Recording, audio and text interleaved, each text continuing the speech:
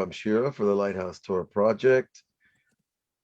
Welcome to another of our Thursday night explorations of Kabbalah. We've been working with the Aleph Bet for many, many months. And last week we did a discussion about the redemption of the name. What does that mean? What does it mean to say a Torah in somebody's name? Why is it so important that it can bring Geula? There are many things that the rabbis say bring Geula. So what I think it's like the rabbis are telling us that many things bring Geula. It's not one thing. You know, I notice that oftentimes our mind likes to think in absolutes. One thing brings Geula, that's the thing. And that's the thing. And for human beings, that's kind of common thinking. But I think from a divine perspective, I don't think there's such absolutism. And rather, it is a matrix of ideas, of powers, of deeds, of actions that create the spiritual climate of redemption. Okay, tonight's class is called To Reveal or Not to Reveal. We're going to talk about the idea of revealing in the context of God's name and in the context of Shvi'i Shel Pesach, the seventh day of the holy festival of Passover, which is coming Shabbat. And this is a night that the Jewish people traditionally believe is that this is the night they actually crossed over the sea.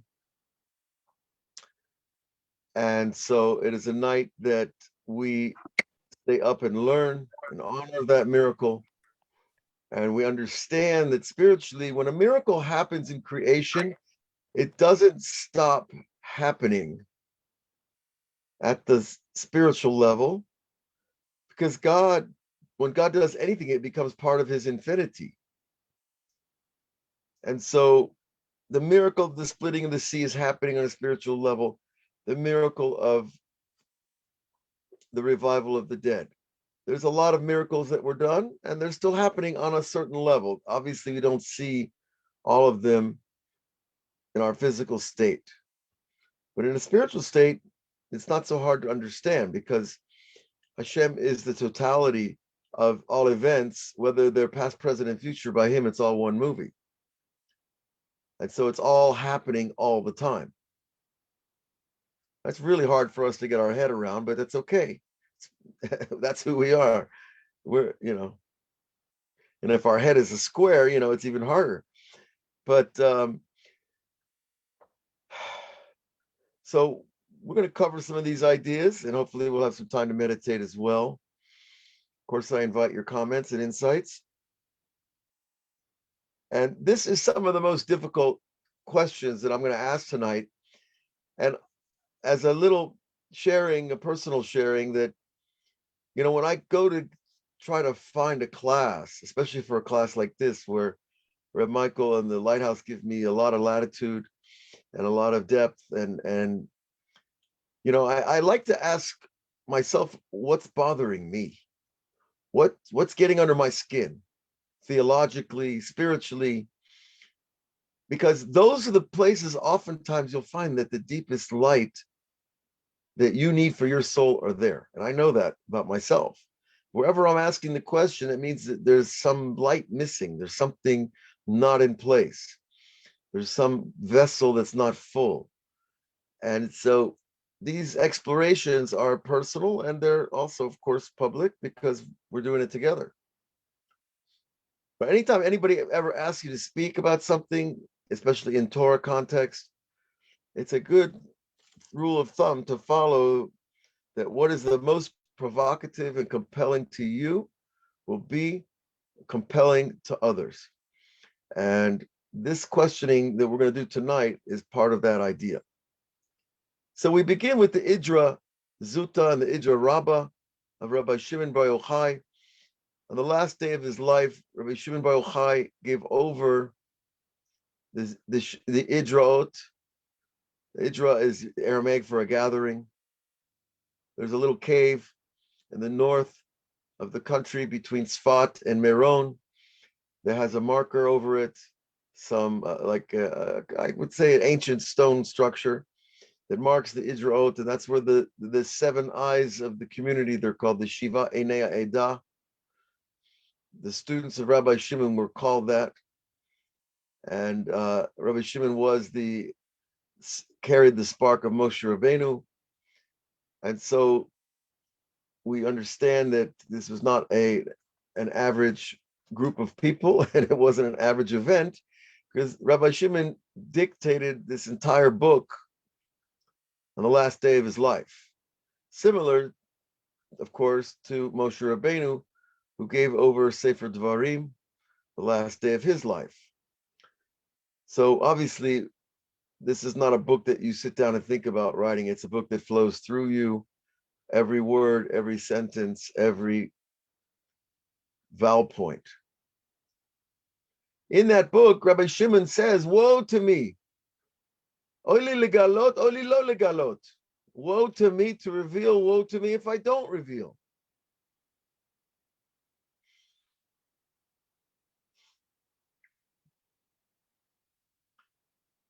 And what's he asking?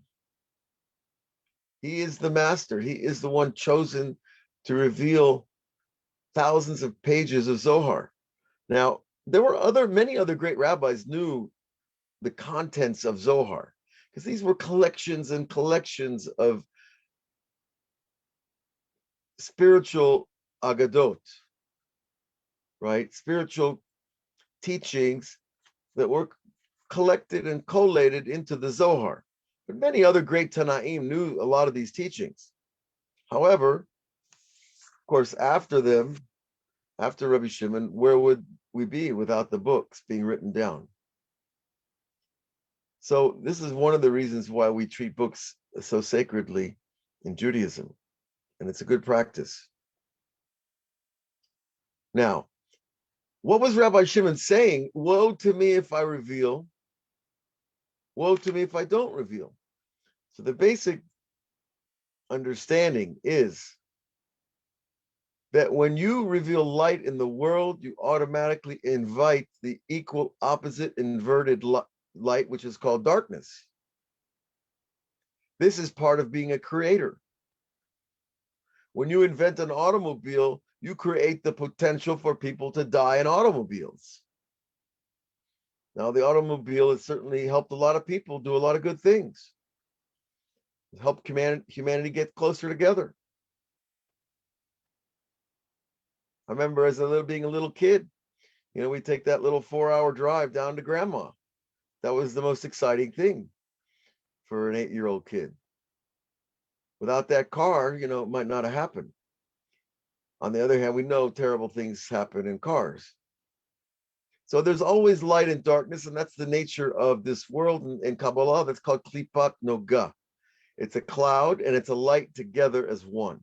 The light is the holiness. The cloud is the covering of holiness. If there was no covering, it would be all good all the time, and nobody would have any problems with anybody, including themselves.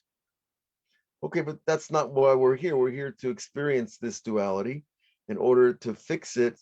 And by fixing the duality of good and evil, we become who God made us to be, which is Tselem Elokim. We become godlike by fixing the very thing that fell at the beginning of time with Adam.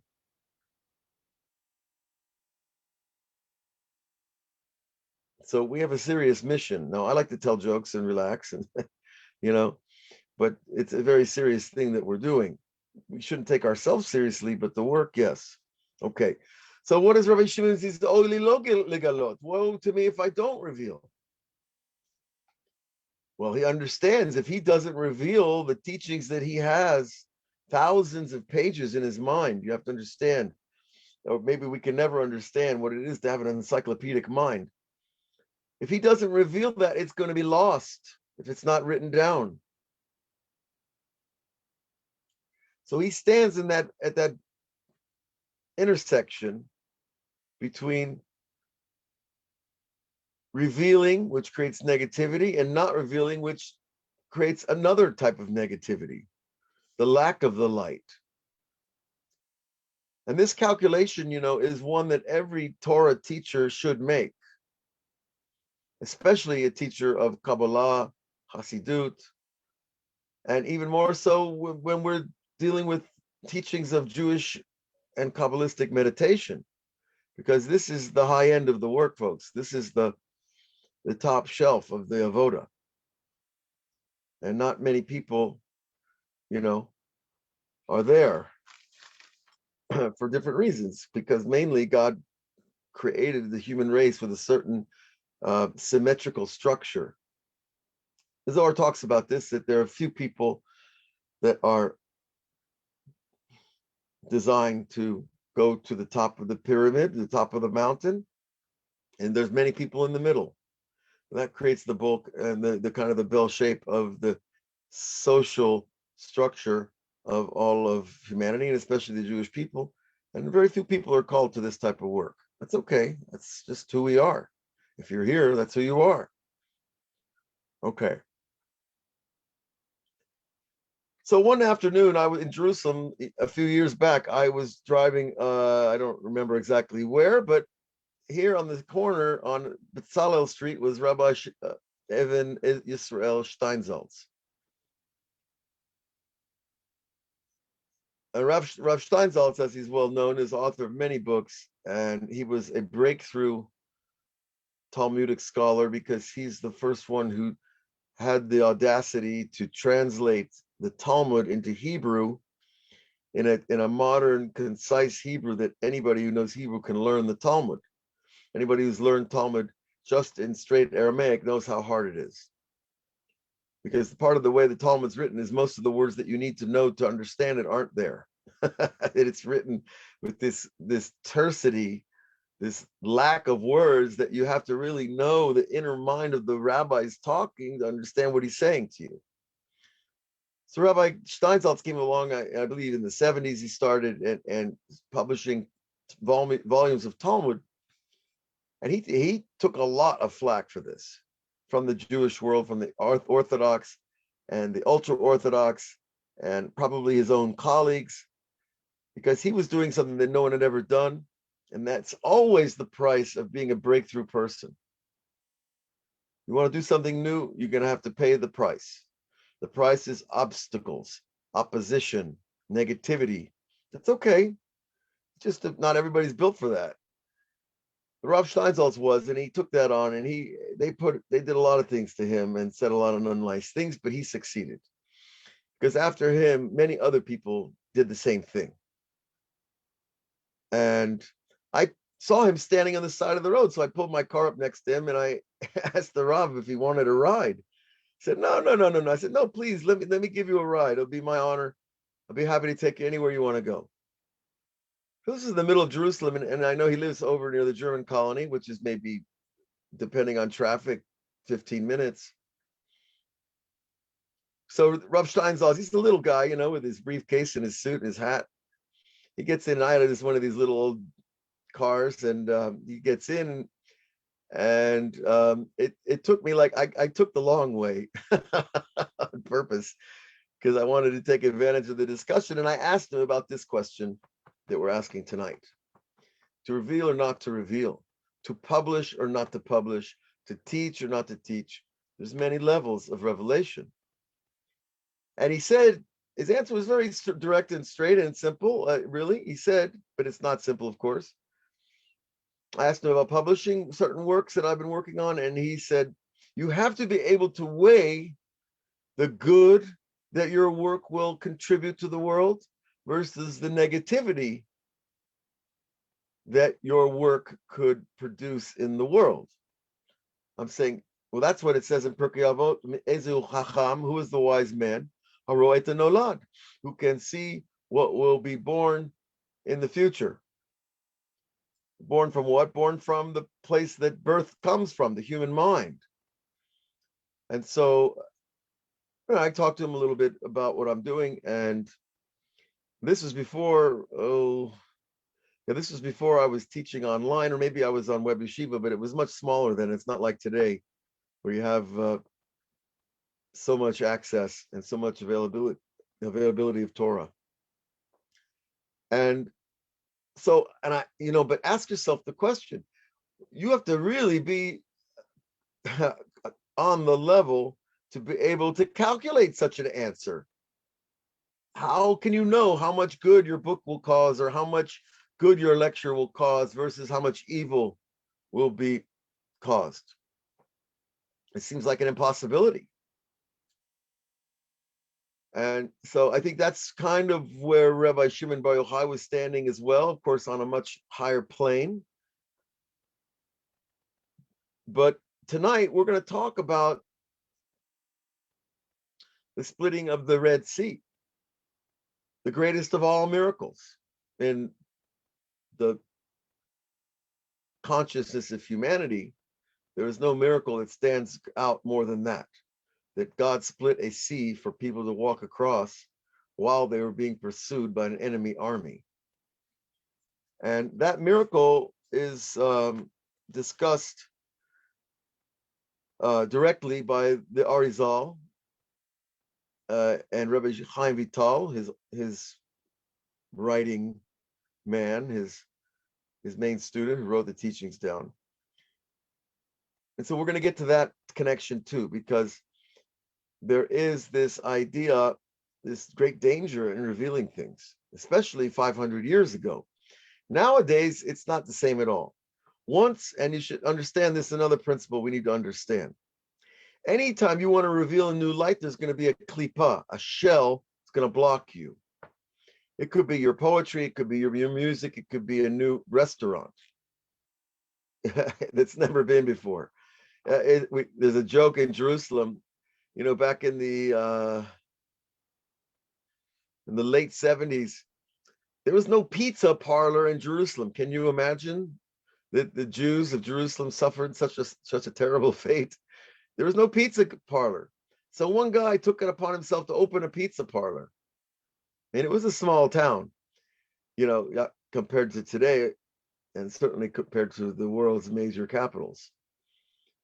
And a guy opened a pizza parlor, and he struggled, and finally he closed. He couldn't make it.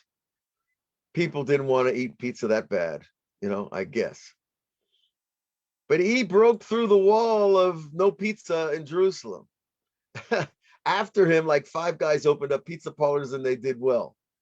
No problem. Now, why? Why does the first guy have to suffer? And this you see over and over in all disciplines and fields, in all wisdom, that the revealer, oftentimes, because he's like the point man, he has to break through the enemy lines, which are the klipot. Once he breaks through, all the other soldiers, all the other warriors come piling in. And this is the nature of the stress point between good and evil, that there's this constant tension between good and evil, and it's happening in the world. And guess what? It's happening in our minds as well. And we are standing at the point man in our own minds. And we have to be strong, and we have to pray to be strong, to not let the external forces break through our defense systems. Now, so I took Rav Steinsaltz's words very seriously, and I tried to learn from them and pray about them and meditate on them, and to try to come to clarity about what I was doing. And I think it helped me. It gave me more respect for what it is that I'm trying to do, and hopefully the difference will show. Okay. So what is the big deal about the splitting of the Red Sea? Well, there's an ancient midrash that says, shoot the messenger. I hear that. Some great people did that in the Tanakh as well. So I don't think they cared whether it was a cliche either. No, one of them was a messenger, was an Amalekite. King David took care of him for telling him that Shaul HaMelech had been killed in battle, and Jonathan, his best friend. Okay, wrong job at the wrong time. You don't want that job. Anyways, so Shvi Shel Pesach, the splitting of the sea. There's an ancient midrash that tells us, Midrash Shmot, that God made the sea in the beginning of creation. God made the sea swear it would open on the day the Jews showed up at the beach. Well, what's going on? God's master of creation. He can do anything, anytime, anywhere. But he can, but he's such a perfect God that he will not break the rules of his own game. Right? If you're familiar with game theory, the professor who invented or explained game theory won a Nobel Prize. He's a rabbi. He's a learned Orthodox Jew in Jerusalem. I don't remember his name. But God does not break the rules of his game. And part of the rules of the game are you don't reveal yourself while the game is being played. Okay, so, well, what happened? God made the sea swear it would open. So if that's the case, what that means, how does a sea swear something? You know, what does he use? English, Hebrew, four-letter, I don't know. Of course, no, but we understand when we're talking about God making something in creation swear, I think it's more like God wrote into the code of time that on this time and this place, the sea is going to open, and it's not just going to open at Yam Suf, it's going to open in the Nile, it's going to open in every glass of water, it's going to open in places we never thought about. That there was a fundamental change in the molecular structure of water at that time. That was programmed in. That's my interpretation of what it means, that Midrash means that God made the sea swear. Because maybe God was afraid the sea wouldn't follow the rules, It's a funny idea. But it's not funny if you're a Jew and Pharaoh's bearing down with his chariots. Okay. So now we know another thing, that Moses was standing there above the sea. He had his staff. Now on that staff, not everybody knows, but some of you might have heard that the 72-letter name of God was engraved in that staff. So that makes it a very holy shepherd's stick, if you will. And that means, such a name is written on a piece of wood. You can't take that, that staff into the bathroom. You can't leave it out in the rain, And so, and I've asked all these questions to the Mekubalim at Yeshivat Nar Shalom, because I wanted to know these things myself. I want, like I said, whatever troubles me, that's where I go.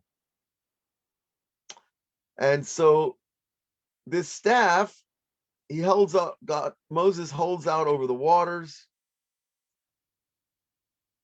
And the way the movie shows it, the sea starts to open. But that's not the way the Torah tells us. The Midrashim tell us that Nachshon ben Aminadav, the head of the tribe of Yehuda, the tribe that received kingship to the blessing of Jacob,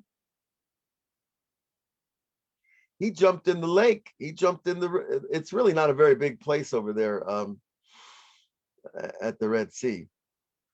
Now, by the way, before I forget, if anybody's interested, go to YouTube and check out Mount Sinai and Saudi Arabia, because there is, and I asked the rabbis also in our yeshiva, and they are apprised of this. It is a known thing in the inner world of Torah that the Mount Sinai is not where the Christians say it is, but it's rather where the Bedouin of northwest Saudi Arabia say it is. They have a different tradition. If you go to this video, there's about 5 or 6 or more videos there now. There used to be fewer. And if you go there and check it out, it will bolster your faith. It will strengthen your faith. Promise you. Because you will see things that you've never seen before. And it looks more like Har Sinai than anything else I've ever seen could possibly look. And the proofs they bring, and the Muslims themselves are the keepers of this tradition, and they guard it. They don't want anybody showing up. And people have been arrested trying to go there and chased off with guns. and camels. So watch out for those gun-toting camels, right?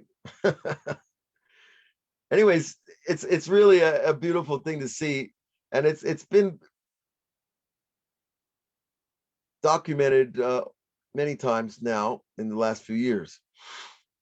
We could talk about that another time. Doesn't matter. Right now, what we understand though is that when they came to the sea, Nachshon went in, and the Midrash says every step he took, the water opened just one step. It's a pretty big statement for a miracle of this magnitude, that the water only opened as he took a step, the water opened a step. He took another step, the water opened another step. So what's going on? Just open up already. We got to get across. Pharaoh's, bearing down. So the teaching, of course, is that no matter who you are, no matter if you're the tzaddik ador or you're the lowest person in the generation, faith is a moment-to-moment experience. And miracles are moment-to-moment experiences as well. And so it wasn't like Nachshon, he had the courage to jump in the water and everything just worked perfect after, but rather he had to continue his faithful efforts to cross the entire span over there of the ocean. And so with all that said, we have another piece where God says, when the Torah tells us Moses cried out to God and said, why are you crying out to me?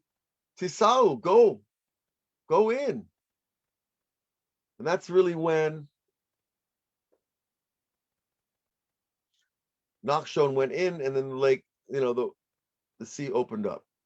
I keep calling it a lake because when I think of oceans, I think of Atlantic and Pacific, not the Red Sea down there. It's you could probably get a few tankers stuck in there like like they did in Suez. Okay. So now, but with this whole picture, we've got this staff with this divine name on. So I asked the rabbi, do we need the divine name to do the miracle? But the ocean, it was already promised that it would open. So why do we need that staff? Now, my first thought is that, well, really, God doesn't need the staff, that man needs the staff. Man needs to see the leader has something special in his hand, Man needs to see that the prophet is not like everybody else. He's got something special. This magic stick turns into snakes, turns the Nile to blood. He taps the ground and all these lights pop out. So I think it might be more of a dramatic thing. I'm not sure, but I asked the rabbis, what if somebody else was using the stick and not Moses? Would it have worked? And his answer was, if the guy knows the proper intentions of the name and how to use it, yes. An evil person can use a divine name and get results. And that's part of the reason why the rabbis are so guarded about our traditions. Because it is not selective only to the tzaddikim.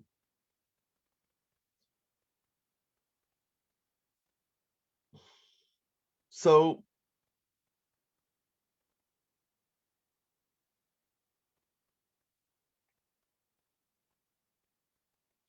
this brings us to another point. The Baal Shem Tov, when he was young, there was a hidden society of Mekubalim, of tzaddikim, Kabbalists who lived in Eastern Europe in the middle 13, 14, 15, 1600s. What we call the Middle Ages. I don't know the middle of what, the middle of darkness. But they recruited the Baal Shem Tov when he was a young man. Remember, the Baal Shem Tov, his father died when he was 5 years old, and he got a job helping the children go to school, and nobody really knew who he was, but he stayed up all night learning for years. And no one knew what he was really up to. Eventually, a shidduch was made for him, and his brother-in-law, Reb Baruch of Metzebush, had a lot of questions about this shidduch because it was made not without his knowledge. And since his sister was going to marry the Baal Shem Tov, and her father was not around, that he became the person who would exact his father's will to get his sister married. That's the way things would work back then. So the Baal Shem Tov was brought into the society of Nistarim. It's called the hidden ones, the tzaddikim that learn Torah and learn Kabbalah and do things, but nobody knows what's going on. Remember, this is all following the Shabbatian traumas, and the Frankist traumas were also around this time. And so learning Kabbalah wasn't cool. It wasn't like going down to the New Age bookstore, and telling your friends, at Kiddush on Shabbos, how the cool things you learned in the Kabbalah. It was not cool at all. People were upset. People were very angry because thousands of Jews were led astray, and thousands of other Jews followed Shabbatai Tzvi and did terrible things. I'm not going to tell you about those. You have to look up yourself. And same thing with Jacob Frank Yamach Shemo. That these people, they were this exact example of what happens when Kabbalah gets in the hands of evil people. The entire world can suffer, which it has. So, the Baal Shem Tov, back to the story. The Baal Shem Tov, one day, he had learned about using a divine name to walk on water. And he wanted to try it out and see if it worked. I think he was around 15 or 16, precocious age, right? And there was a little river there, and he took off his belt. He set it afloat on the water. He did the incantation of the name that he had learned, and he crossed the river on the belt. So the story goes. And afterwards, his conscience struck him down, and he understood his mistake. You don't do names to test God. You don't practice Kabbalah because you want to see if it works. That is like a child, lighting a match to a pile of leaves to see if they'll burn. And he writes, it's written that he said, all my life I suffered from that. That he used God's name without a reason. And well, the tikkun came, and it all comes to all of us when we do things the way we shouldn't. Later in his life, when he was already a revealed tzaddik and miracle worker, he was pursued by a band of thieves, and he came to a river, and he needed to cross the river, and he threw down his belt, and he said, as a tikkun for what I did when I was young, I'm going to cross the river without using God's name, even though I have permission now. Back then, he didn't really have permission, but remember the principle. You don't have to have permission to use it, but you're going to have to deal with the consequences. Permission means God wants you to do this miracle. And so the Baal Shem Tov, we're told, he crossed the river without using God's name. And that was his tikkun, his repair, his tshuva for doing it the first time when he didn't need to. Now he did it without the name when he really did need to because he was in pursuit.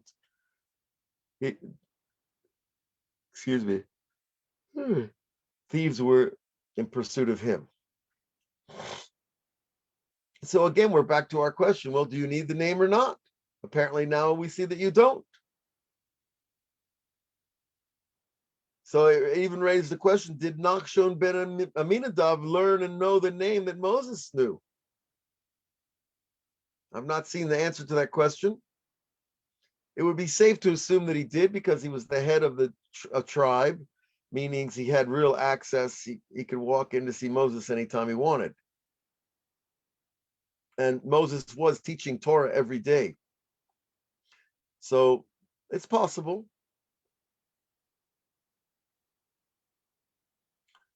But this idea of the name and using names for us, I assume that most of us are not going to run out and do names after this class. Try to learn the incantations, try to learn the proper meditations. It is a tremendous amount of work. And in our generation, we're lucky if we can remember Shema Israel. Hashem Elokeinu, Hashem Echad. But these names contain sometimes hundreds of letters, and they have to be perfect, every letter in the right way, in the right sound, in the right vowel, in the right breathing, and there's no making mistakes. So, so why are we talking about this? Why are we learning this? Well, because it's part of what I feel is a deeper, much deeper understanding of Kabbalah and our tradition. And I received a great amount of respect and awe of our tradition. And that was enough for me to get the awe, of how the thing works, to receive the appreciation and respect for these Kabbalists, like the Baal Shem Tov, like Rabbi Shimon Bar Yochai, etc., like the Arizal. That was enough for me. Just to receive that was good for my soul. To have true respect and fear for the rabbis nowadays is not easy, because there's so much Lashon Hara. Nobody wants to believe in anybody.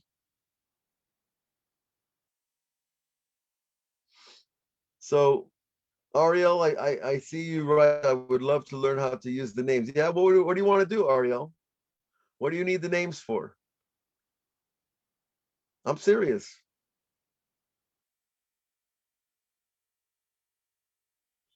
Ariel, you have to write an answer. You have to take off that mask, Batman. Come on. Okay, or unmute yourself, or you could write. Sometimes knowledge gives us the confidence to proceed without the need to do it. Well, that's a good way to put it, Rhonda. Very nice. That's right. When you have the knowledge, I could proceed. I don't need the name to do the miracle. I just need to pray and have faith in God. If this is what I need to function in the world, then God's going to provide. You love magical Kabbalah. Everybody loves magic. Come on, go on any. How many hits these magic websites get? You know how many magicians have made millions of dollars in Las Vegas? Come on, Ariel. The point is to be serious. That it's not about magic. It's not about excitement. It's not about entertainment. It's about God's will, and being serious about these things to get a dose of real yirah. That wow. That when I say Baruch Atah Hashem, when I eat an apple, that I'm making an incantation to God's name, on God's name. I'm lovesh. I'm putting on the garment of God's name. That is an intense thing. And that's actually how you invoke the power, is by having the awe before you make the blessing. And if you don't have that awe when you go to, okay, I'm glad I hear you're serious, Ariel, but I'm just challenging you because it's a good thing. No, I mean it's just that I just I want to become a Kabbalist, and not to it. It's always just been in me. I think I have it from my mom and from like her father and her family and I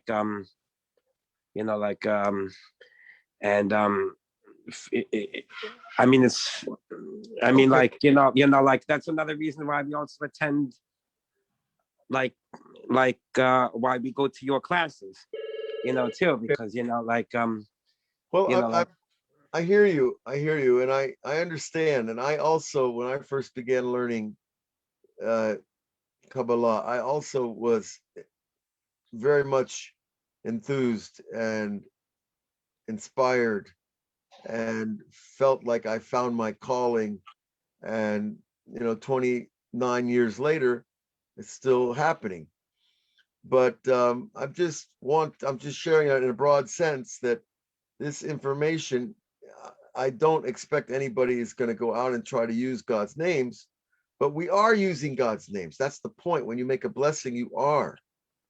And we want to No, of bring course. I that, mean, yirah down to our level. We don't want to go outside our level. We want to stay in our level and bring God to us. Okay, but I hear you, and God should bless all your work, and no, amen, amen. I mean, it's and understand that you are made in His image in a special way for your mission, and only you can do your mission. well, I Okay. might not even have a mission. At Well, least, if I, that's why I'm a therapist too. Because a I lot of mean, people have wonderful hearts, and they just don't know where to put their heart, to put their enthusiasm, their inspiration. Got to find the calling, the specific calling. We worked on that in some of our classes here in the Lighthouse, in our meditations, and I'm sure that there's still somewhere in the archives.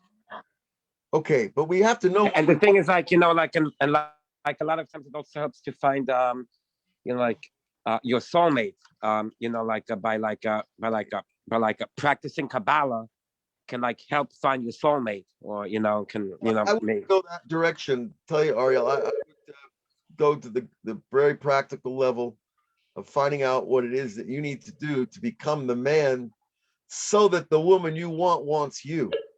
No, Okay, of course.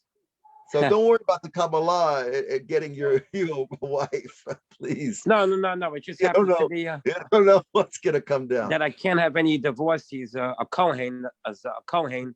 No way.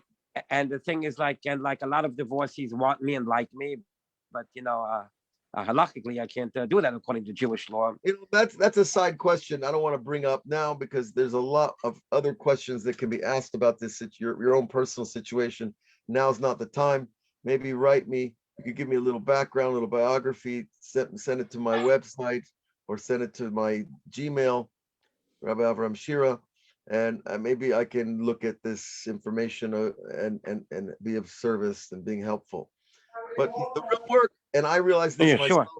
I've been married, God willing, we're on the way to 28 years, and that's amazing for me. And I can only say it's to the merit of my wife, but also it's the idea that I have to be the person I need to be in order to attract the person I want. I can't be a dreamer and expect, the princess if I'm a bum, and okay, that's an extreme example, but you understand what I mean. We got to do the work ourselves, and then God will provide. Okay.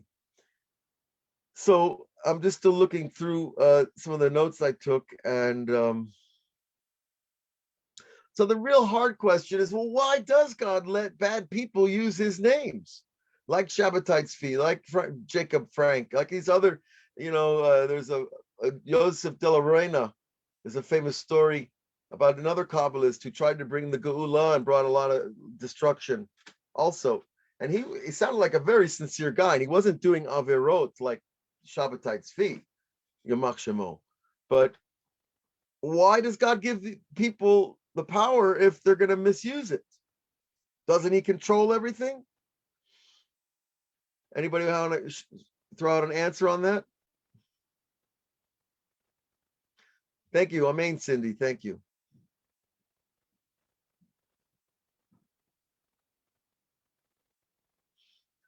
Anybody want to? Why does God let unholy people use His name?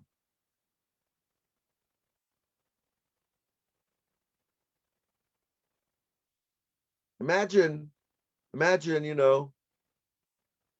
a story like this. Rabbi Nachman says that when a person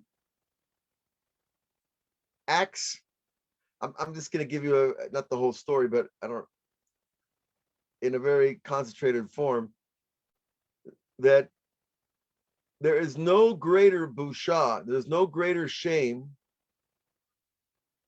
than when a person masquerades as his own master.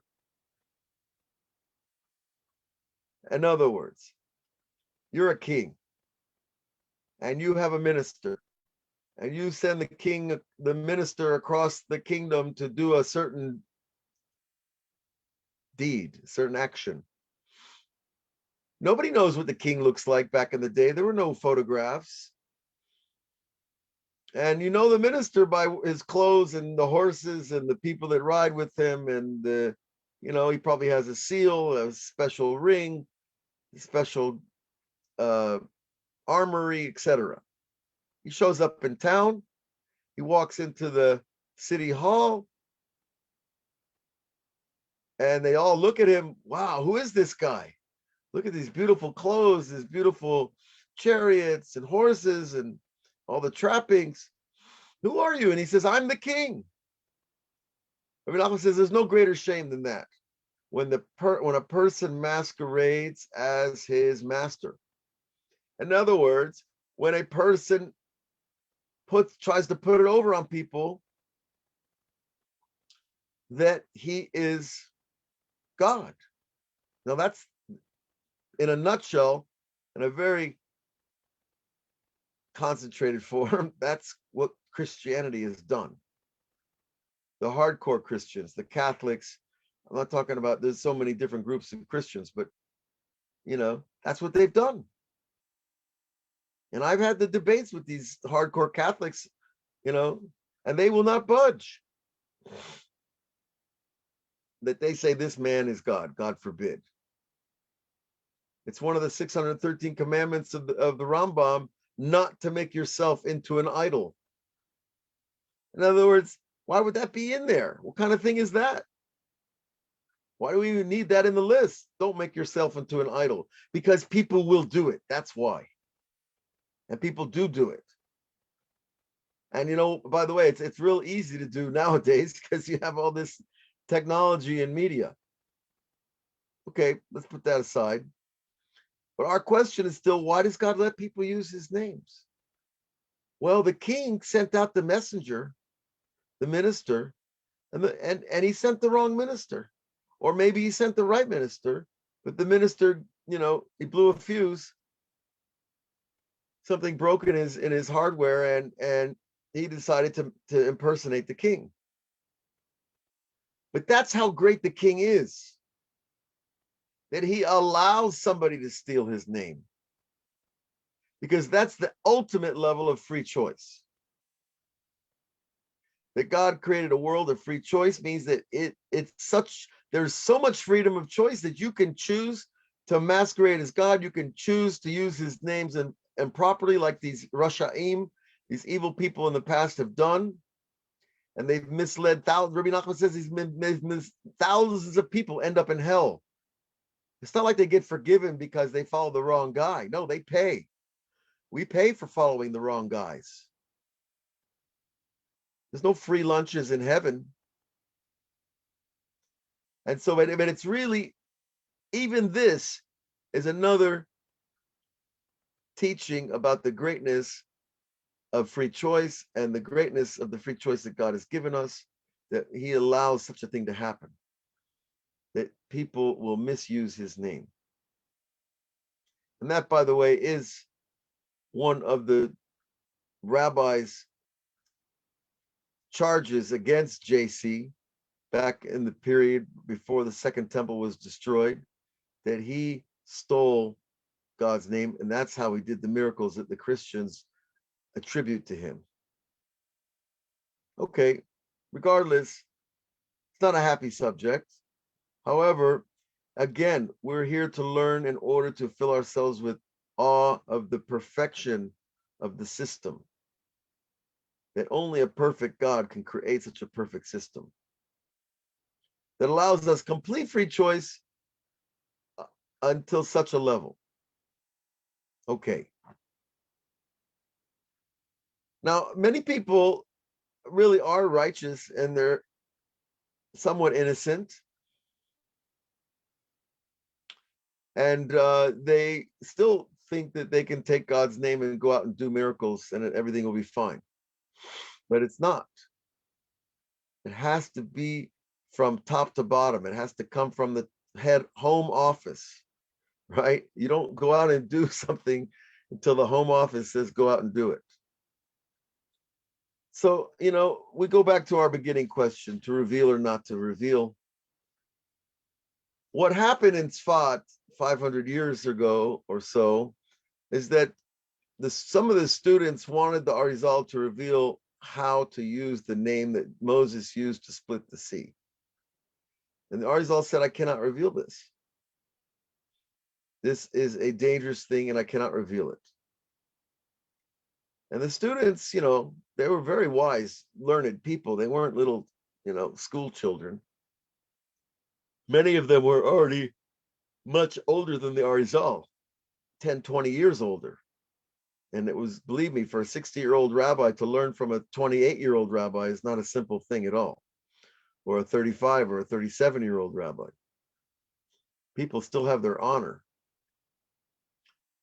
Anyways, so what happened, as the story goes, and I'm not going to go into it too far, but basically, they kept pressuring the Arizal about this point. They wanted to know the secret of the splitting of the sea. And from what we've learned tonight, you can understand. The 72 letters, which is actually, it's 72 triplets, it's 216 letters.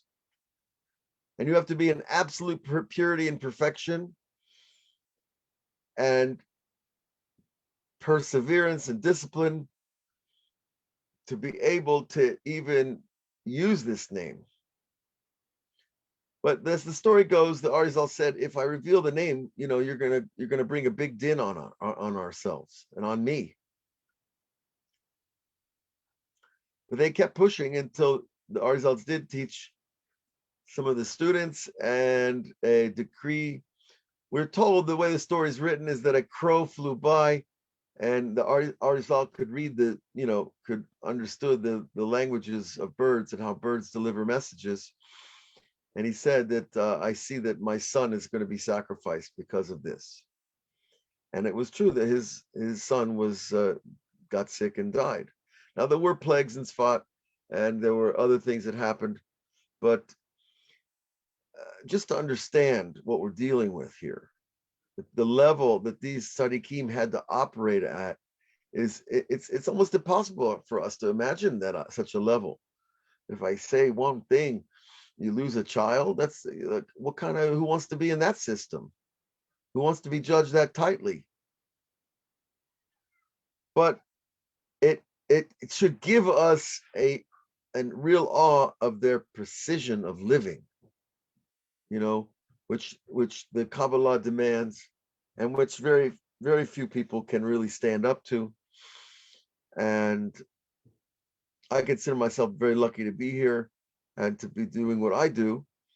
But I believe that the only way we can get awe, and Rabbi Nachman teaches that we need to have awe of the rabbis like the awe of Hashem.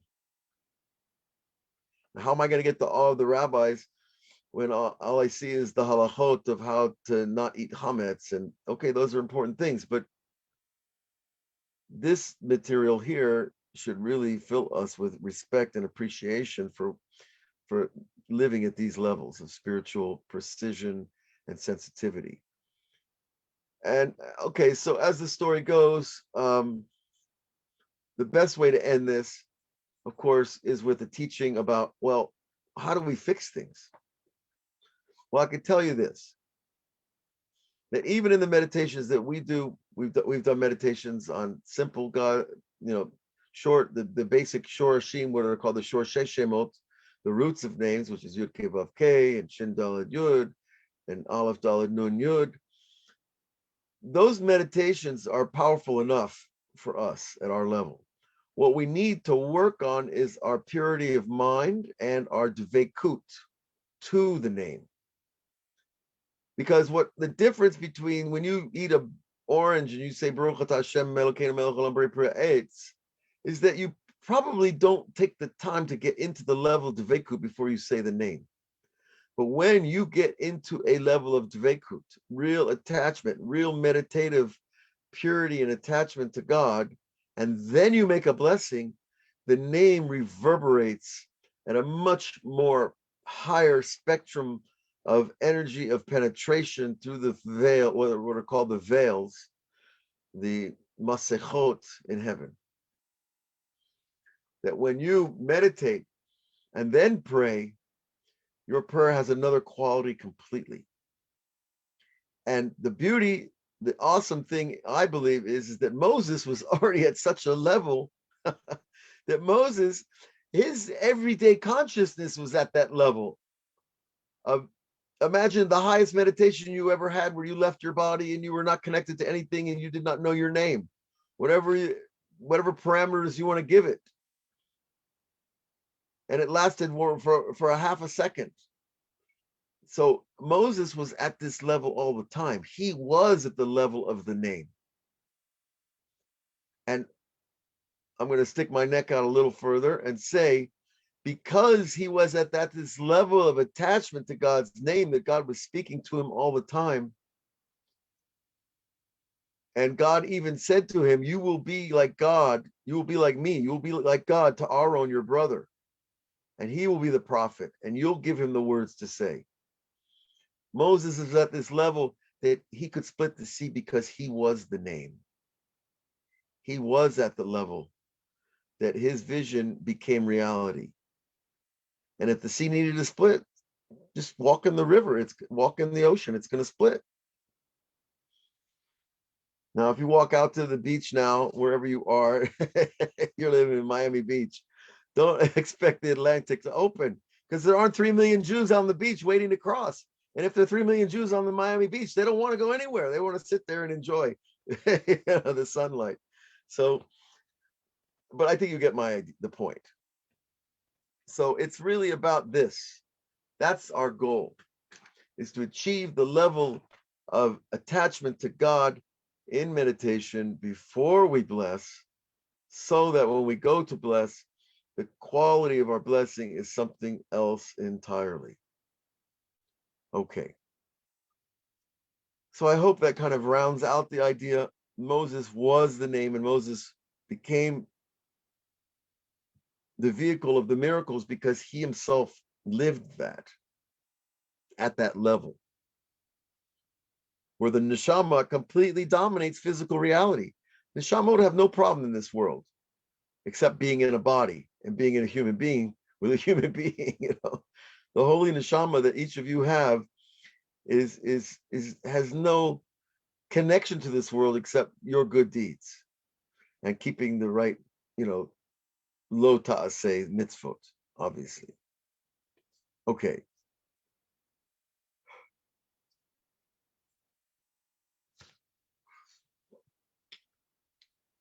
And there's a verse that we say on Shabbos morning, Shnei avanim horid biyado.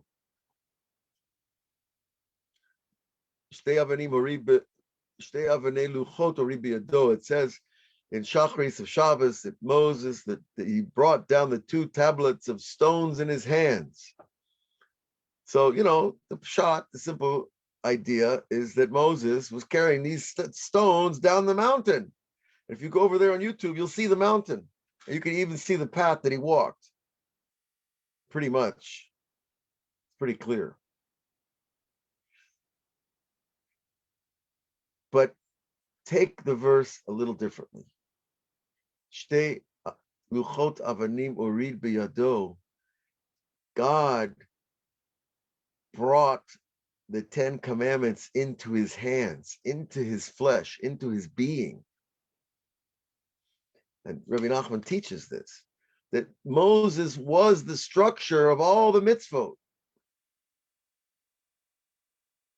There was no will in Moses except the mitzvot. He was the living map of the mitzvot. So Shtei avanim, luchot avanim uri biyado, he brought the 10 commandments down in his hands. They were inside his hands, in his blood, in his bones, in his flesh. And I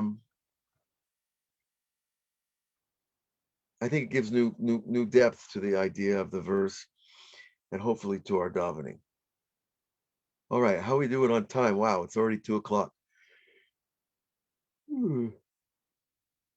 I resisted drinking a coffee tonight because then I'll be like looking out the window at 6 a.m. and still can't sleep.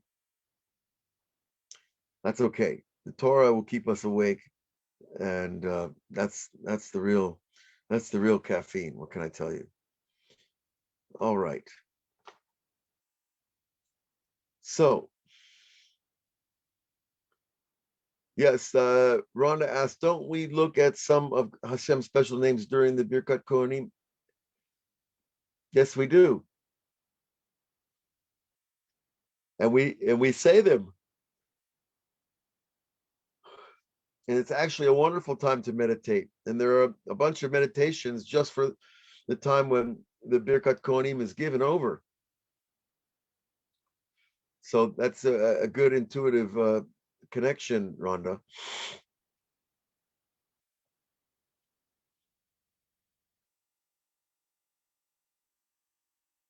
But I think the real thing that was important for me personally in this whole path was recognizing that if I want to really do this work properly, then I'm not going to necessarily be able to keep up with the troops, because if you want to meditate on blessings properly and you want to daven at this level, you can't keep up with the minyan. You can't keep up with your own dinner table. People don't have patience for it. But that means only one thing, that we have to do what Rabbi Nachman says and go out and do the work ourselves alone. And that's a challenge too. That's another big challenge. And there will be obstacles. But at least we have a map. We have someone to tell us. We have the tzaddikim to guide us. We just have to, be a little bit chutzpahdik, a little bit of azut de kedusha, it's called, the boldness of the holy, and get out there and do it. And it does make a difference, and you will have results. And with all that said, I think we have a little time. We could do a meditation. So let's get comfortable. And I'm going to turn down some of these lights, I think. Oof, a bit much. Let's make sure everything's turned off. The revolving door is not spinning in your living room.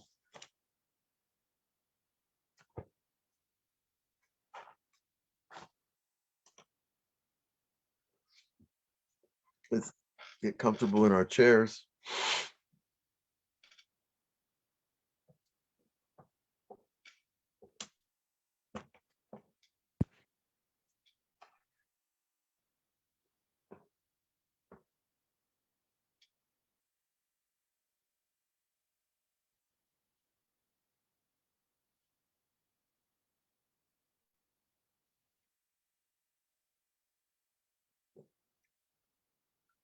As always, we begin with our breath through our noses, gently receiving the air as you would a blessing. If we could just breathe with reverence, it would change us.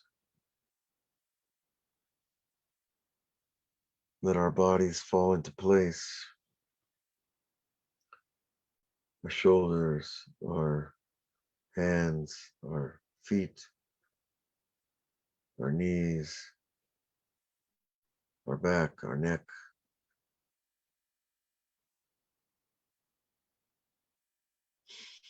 Just find that comfortable,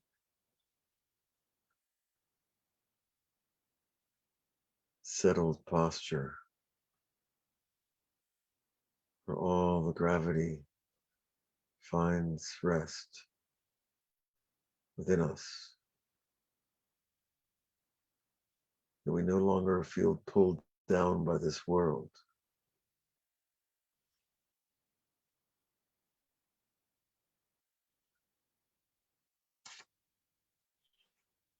That we understand our soul is not subject to gravity. Our holy souls are not victims of an unfair world.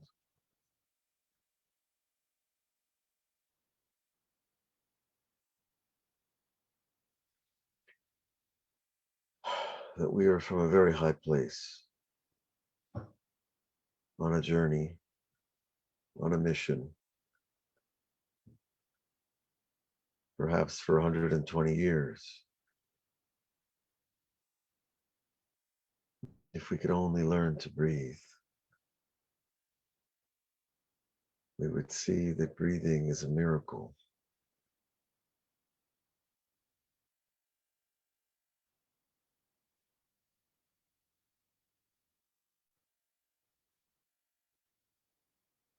Notice the air as it cools on the way in your nostrils, as it rises into your sinus cavities,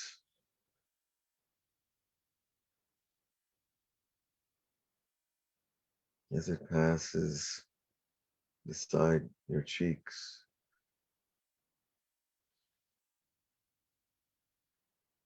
on its way down to the trachea.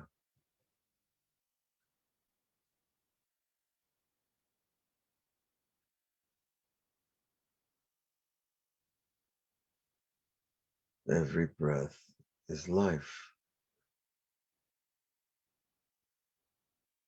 So why do I fight life? Why can I not breathe like this all the time?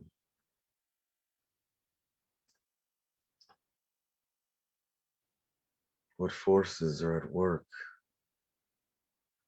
against simple breathing?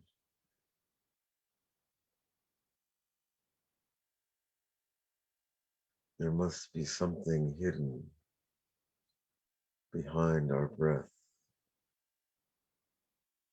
that the negative forces don't want us to reveal.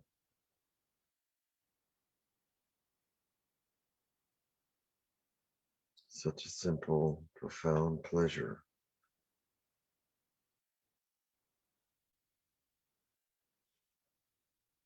as breathing clean air.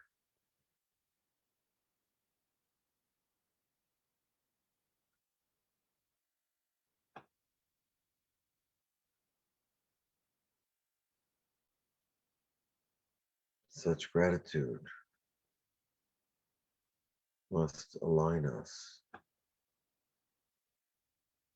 to enter our holy personal temple, to enter the place that only you and your God can go.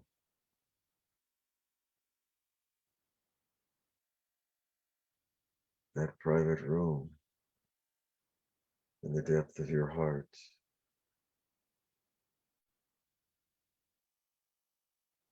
Let us follow the air down into the lungs, noticing how everything becomes lighter, less oppressive, less challenging as we focus on breath, the living breath.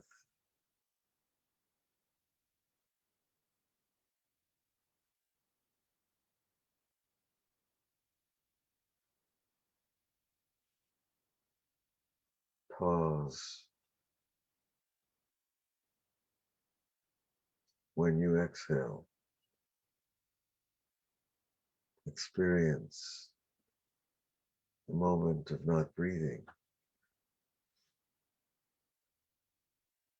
It is a moment of the opposite of life,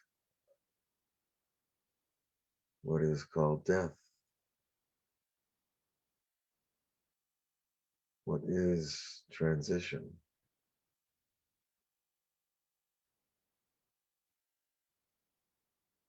So even in something as simple as breathing,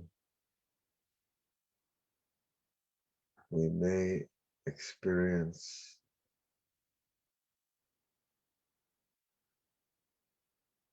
the transition of death.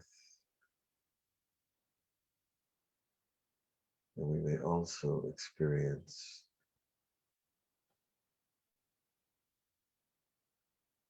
the divinity of spirit that rides along breath like a breeze upon a river, like a wind along the shore.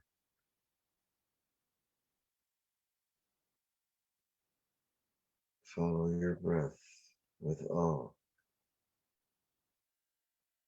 with reverence.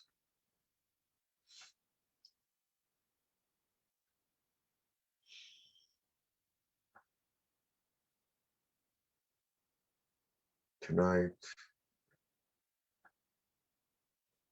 we are going to split the sea, the turbulent sea that separates us from our Father in heaven.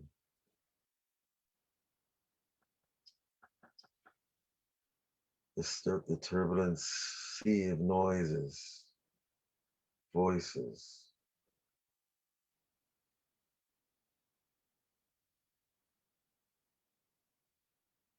all the noises of the human race are nothing. All the wars, the cries, the suffering, it can all be heard. And yet, we must experience it and let it go.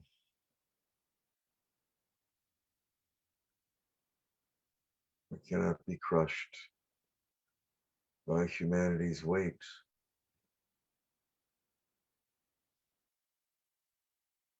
Yet we cannot fail to offer a shoulder, an arm, a hand to someone who is bending under that weight. We here are blessed to be here,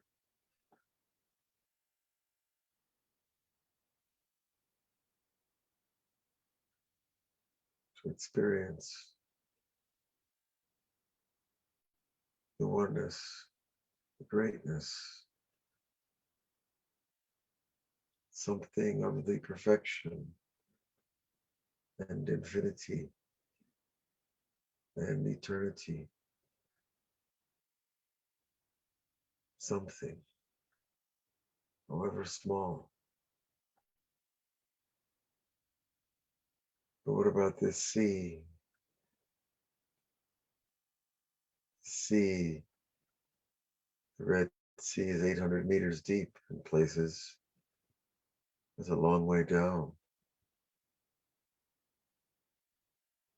That's deeper than the Empire State Building is tall. It's a long way down. Are you ready to walk across? Are we ready to enter the lake that Nachshon entered? Are we ready to drown for God?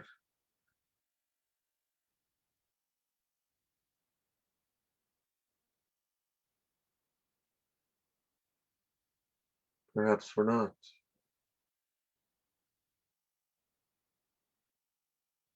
If that is our truth, then God is in that truth.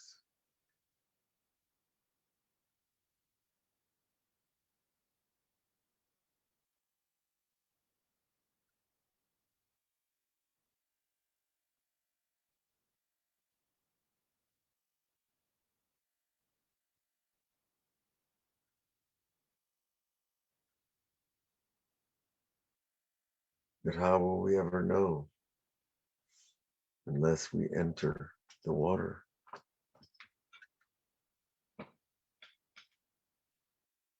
How will we ever split that sea?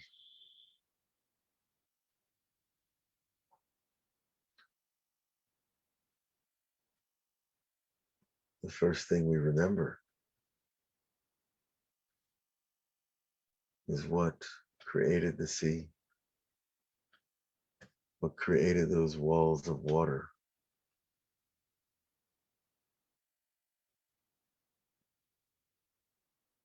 That is, our Father created those walls of water. We know him. He is our Father.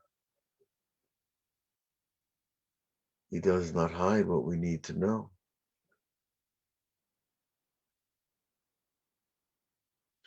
And what he does hide is for our own good.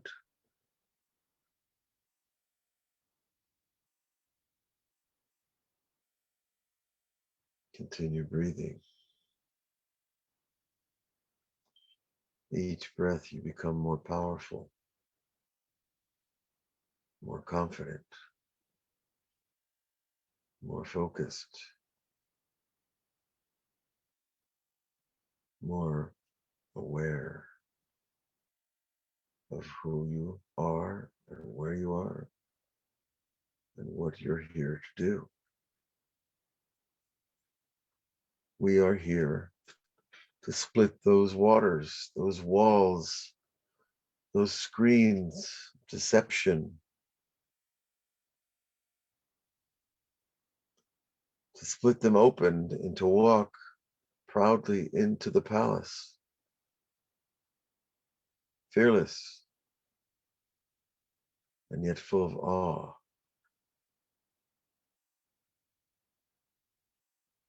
Are we ready?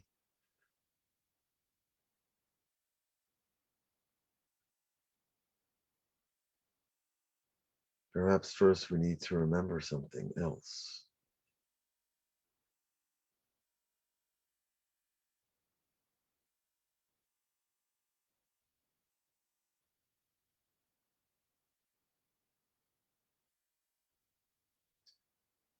That when our heart breaks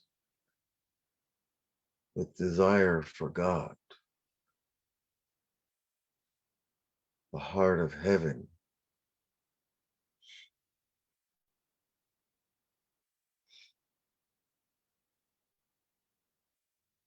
is breaking with love for us.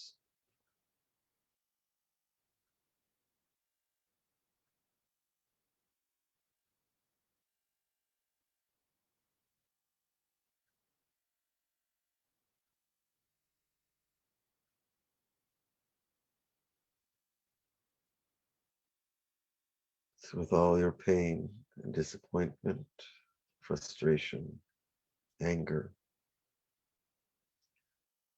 with all the things that you bring to the table of life, we can give them all back in one instant of love and awe.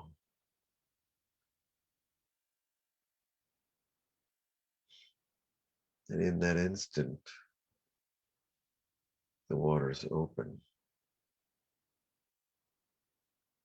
the walls of deception, the screens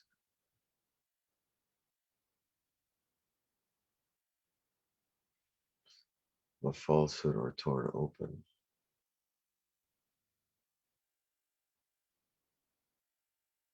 There are no walls. There is only the illusion of our separation, the pain of that separation.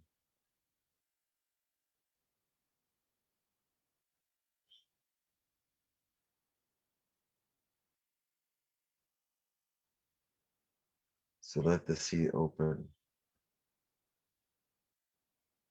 Let your love Be greeted by his love.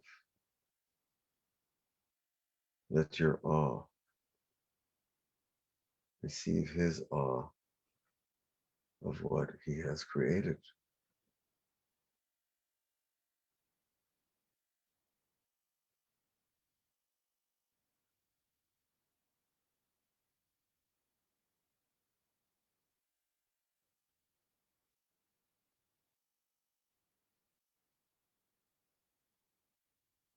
The Rabbi describes an amazing thing.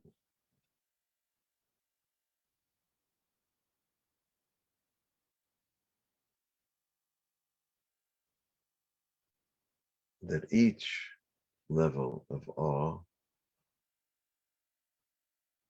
has the quality of awe of the other levels.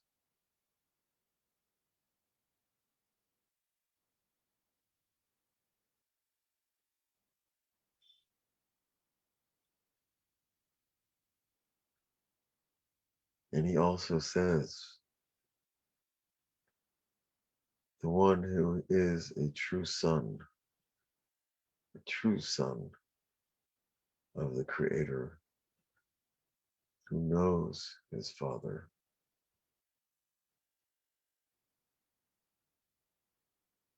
dissolves all the obstacles before him. All the walls of water fall away, and the passage is straight and clear to the other side,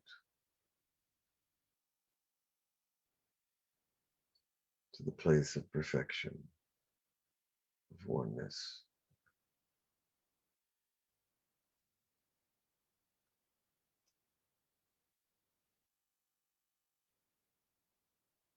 So let this be our Passover meditation.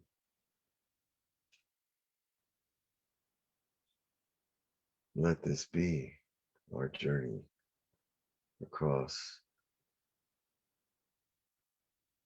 the dry land in the midst of the great waters.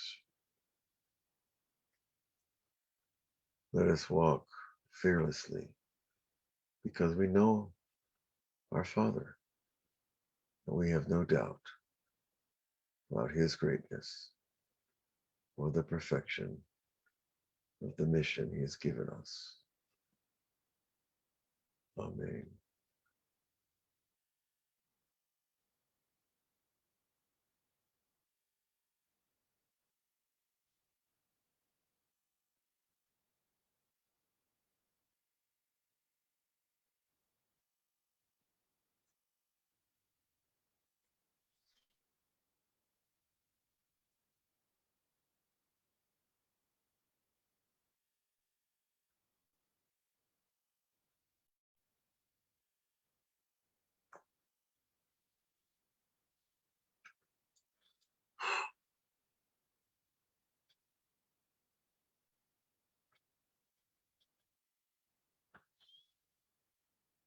Okay. We're a little bit bound by time. Let's see what Rivka wants to ask.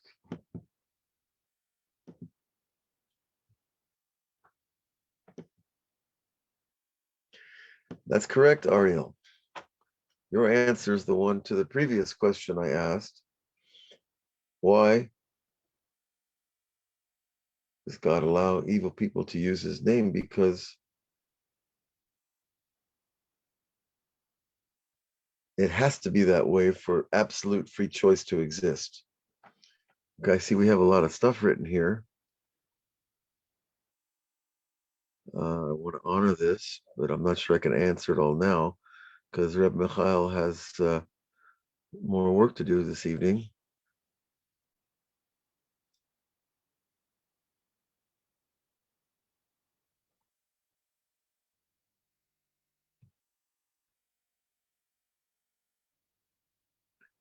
Okay.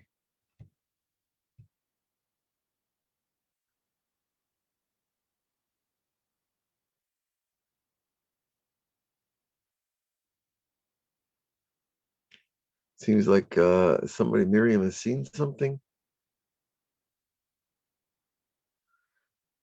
Rivka writes, do we not focus on God's name in order to connect? Of course we do. Must we keep God involved in what we do? Of course. He is animating the entire system, every part of you and every part of everything else. It's just that we experience it in pieces. We experience it in parts, not as a wholeness.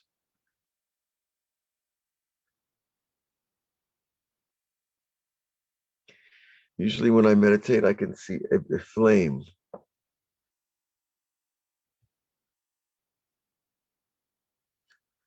A big flame, okay.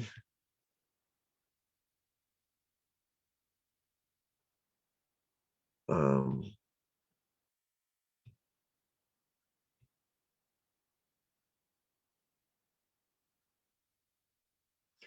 Somebody writes about seeing a reptilian.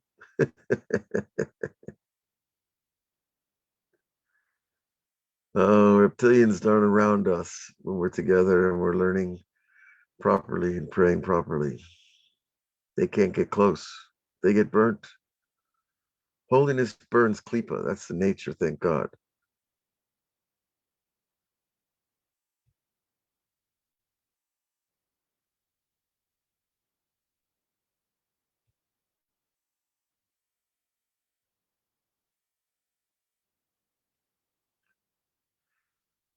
I'm not sure what questions are not being answered.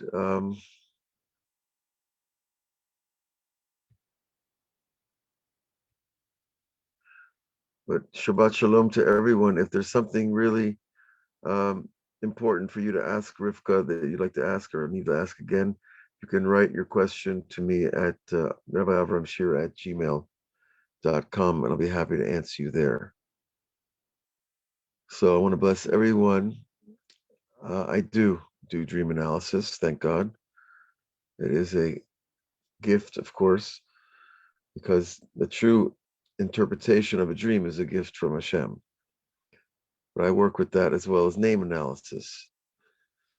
So you can write me about that as well. So let's all see you again. And have a great Shabbat, a wonderful Shvi Shel Pesach. Enjoy the last days of matzah. My wife made me an amazing matzah pizza. The kids like that. So it really is a blessing to have these festivals and to live them and to share them with each other and with our families. So again, you can write me at Rabbi Avraham Shira at gmail.com. And look forward to hearing from all of you. And next week, we'll continue the work. That's what we're here to do. God bless you all. Shabbat Shalom.